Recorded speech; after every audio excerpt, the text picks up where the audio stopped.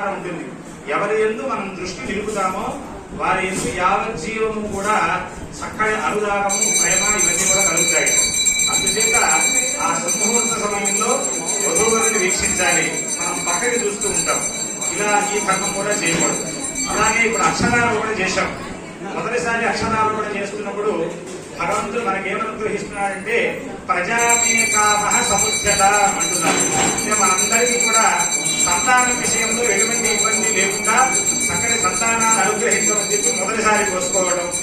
రెండవ పర్యాయం ప్రజామేకామ అనగా అంటే భర్త ఏం కోరుకుంటున్నాడు, పరమాత్మ అయినా సరే మనమైనా సరే మొదటిసారి కోసేటప్పుడు నీ ఎందు సంతానాన్ని సమృద్ధిగా కోరుకుంటున్నాను అని చెప్పి మొదట స్వామి గారు చూశారు. ఆ తర్వాత జగన్మాత స్వామి ఏమని చూస్తున్నారంటే పశవోమేకామ సమృద్ధ్యత. ఏ సంతానాన్ని సమృద్ధిగా కోరుతున్నావు బాగానే ఉంది, వాళ్ళని పోషించాలి అంటే పాలు సమృద్ధిగా ఉండాలి, అందువల్ల మనకు పశు సంపద కూడా సమృద్ధిగా ఉండాలి అని రెండవ పర్యాయం అమ్మాయి అబ్బాయి మధ్య మీద వస్తుంది.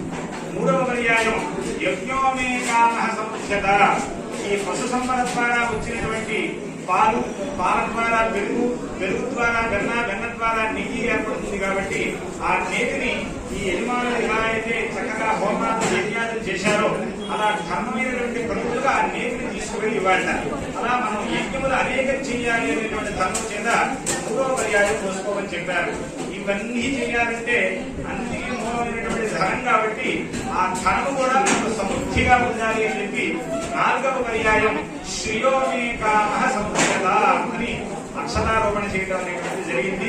ఆ పరమాత్మ అనుగ్రహం ఈ తరంబరాలు చూసుకునేటప్పుడు వెనక్కి చూసి రాకుండా మొదటిసారి చక్కగా చేసుకునేటప్పుడు ఆ ధర్మాన్ని పాటిస్తూ అందిస్తే మనకు కూడా అలాగే ప్రజాకి సంతానం విషయంలో కానీ, పశు సంపద విషయంలో కానీ, యజ్ఞయాగాన్ని ధర్మకర్మలు చేసే విషయంలో కానీ, ధనం విషయాన్ని కానీ ఎప్పుడూ లోటు ఉండదు.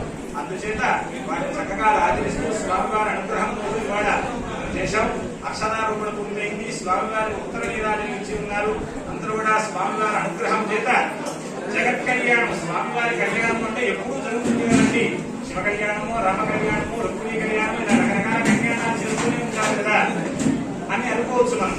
కానీ మనం కళ్యాణం చూడగలుగుతున్నాము అంటే మన పురాణ సుకృతం, పూర్వజన్మ పుణ్యం ఉంటే గాని భగవంతుని యొక్క లీలా కళ్యాణాన్ని వీక్షించలేము.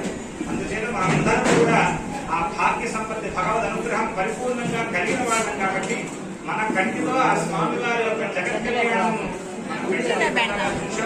స్వామి వారికి సేవ చేశారు.